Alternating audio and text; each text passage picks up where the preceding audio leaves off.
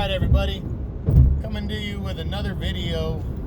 This one is one I'm actually kind of excited about. I'm doing something new here.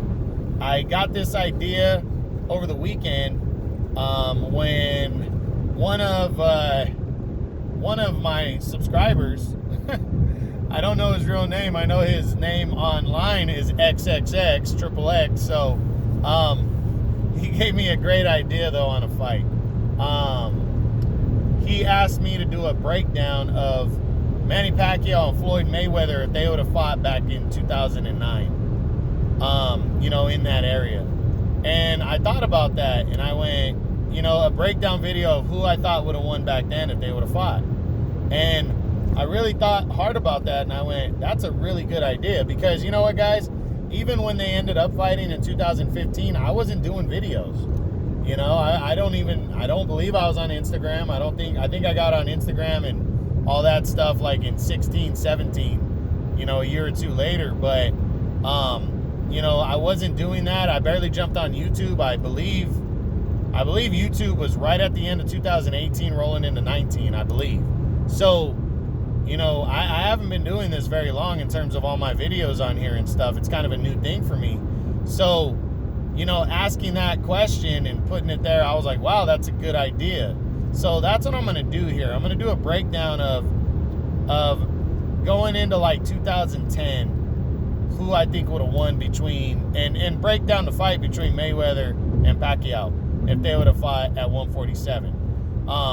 Because that's a good question. A lot of people, you had the result in 2015, but a lot of people felt if they would have fought in their prime, it would have been a different story, So let's talk about that, because there's really only one or two guys that know what I'm going to say in this video who are subscribers as well. So let's jump into it and let's look. So I'm going to go into each fighter, what they do, what they need to do to win the fight, what they've done rolling in, and if they can win by knockout or unanimous decision or a decision, or on both sides, and then I'll give my prediction.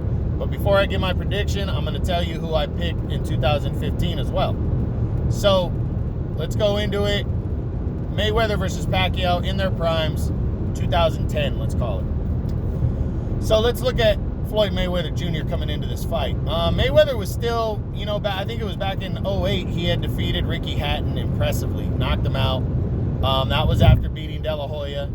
I think he took a little bit of time off. I want to say in 2009, he had come back and fought, I think he fought Marquez in 2009. I want to say that. And he dominated Marquez and beat him.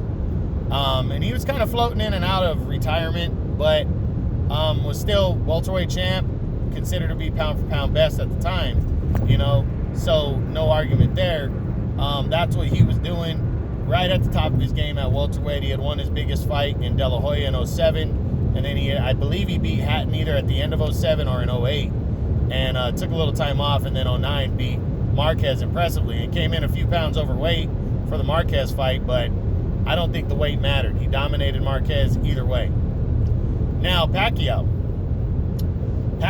had his best three fights of his career were the end of 2008 when he dominated De La Hoya when he first moved up to welterweight.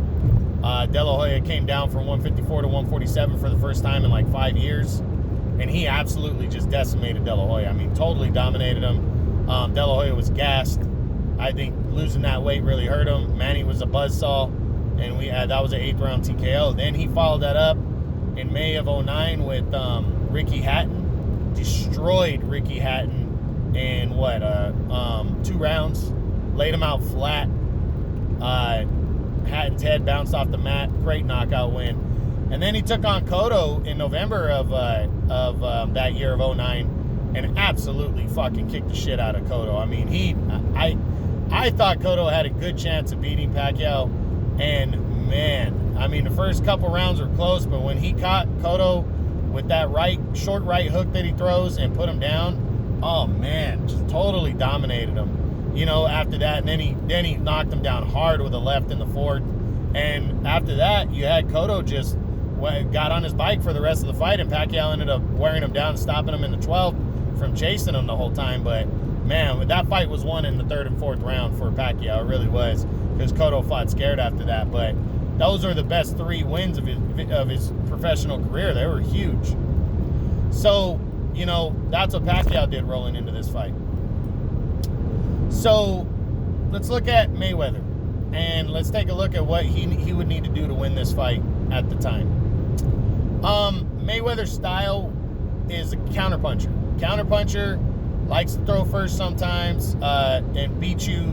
He likes to see what you're going to do before you do it, and then he likes to beat you to that punch by throwing that lead right hand sometimes. And that's what he would need to do against Pacquiao. Pacquiao's fast, though. He throws from different angles. Mayweather doesn't get hit a lot, though. So Mayweather's style would be to land that lead right hand. That would be a very effective punch, because Pacquiao likes to load up. He likes to throw combination. And if Mayweather can throw that timing off by landing that counter, or not the counter, but landing that punch first, and then when Pacquiao tries to swarm with a lot of punches, that's when he rolls that shoulder and does his counter punching, because Mayweather's a very good defensive fighter and can counter punch very well. And I think if he could land a clean punch, might be able to even hurt him. So that would be Mayweather's style against Pacquiao, is to not get hit with the bunches of punches that Pacquiao can land. And sometimes he doesn't land, it just looks like he's landing. That would be Mayweather's style going into this fight, in my opinion. Now, Pacquiao going in. All right, well, let's stay with Mayweather. Could Mayweather win by knockout? You know what? I think so. At that time, even, you know, he had knocked out Ricky Hatton. Mayweather hasn't been known to be a big knockout fighter, but when he was younger and he fought at the lower weight classes, he would wear you down. I think if his timing was on point and he landed the perfect shot against Pacquiao, I mean, Pacquiao just a couple years later in 2012 got laid out against Marquez on a perfect shot. I think Mayweather could do that. Would he do that? You know, that's a big question. Could he win by knockout? Maybe, maybe not. I think he might be cautious, because Pacquiao was so good at that time coming in. He might be a little cautious. So I'd say probably not, but if he landed the perfect punch, maybe. Could he win by a decision? Absolutely. I mean, Mayweather, that's what he does. He builds himself for decisions. He can last in a fight. He doesn't get hit cleanly more than once. Almost never does he get hit more than once before he rolls his shoulder and he's out of it. Absolutely, he could win a decision for sure, in my opinion. Now, the flip side, Manny Pacquiao. What does Pacquiao need to do to win this fight? Pacquiao would be tough. Pacquiao's a smaller fighter. So Pacquiao would need to really try to find the angle, and he needs to jab for jab with Mayweather. That's one thing that's been effective against Mayweather in the past, is a fighter that's willing to jab with him. You know, De La Hoya did it. Mayweather does not react well to guys with a good jab. He never has. If you can throw Mayweather off, you can stop his lead right hand by throwing the jab and catching him and seeing when he's going to do that. That could really throw him off. It really could. And you could score some points against him. De La Hoya was winning the fight about 7-8 rounds in because of his jab. You know, and other fighters that are willing to use the jab and be patient could do it. Would Manny do that? That's the big question. Manny likes to mix it up. He likes to land those big shots. That's the big question. At that time, Manny was not a real patient guy. He's the kind of guy that wants to bull rush you, wants to get in there, wants to land those big shots, you know, hurt you, make you know that he's there. Would he want to do? Would he be able to be patient against Mayweather? That's the big question. Would he throw his jab? At the time, his jab was solid, but I don't think his jab was perfected yet. So he would have to perfect his jab. That short right hook would be a good punch for him. And then obviously the left down the middle, but he would have to time that perfectly and really throw Mayweather's timing off. But, you know, that would be his strategy, is to try to do that. Not land something big, but maybe land something big early to let Mayweather know, I'm here and I'm not going anywhere. I got some pop too. So there's that. Do I think Pacquiao could beat Mayweather by a knockout? I don't think so. You'd have to land a lot of punches on Mayweather, who's always had a good chin. You'd have to land a lot of punches. You'd have to wear him down, and I just don't see that happening here. Decision, maybe Pacquiao can win a decision. I think that would be the only way he could beat Mayweather, would be by a decision. He'd have to overwhelm him. He'd have to really throw a lot of punches that land off gloves and the arms to be in the fight. And he would have to be able to hit him multiple times, more than once at a time. When he rolled his shoulder, he'd have to be able to catch him from a different angle when Mayweather was trying to get out of the jam. So he'd really have to cut off the ring, and he'd have to stop him from moving away from him, is what he would have to do. So Pacquiao's footwork, and he would have to fight the perfect fight to beat Mayweather. So, all that being said, what was my prediction for 2015 before I tell you what my prediction for 2010 would have been? Well, I picked Mayweather by a clean decision in 2015. His style is impeccable. He's an all-time great fighter.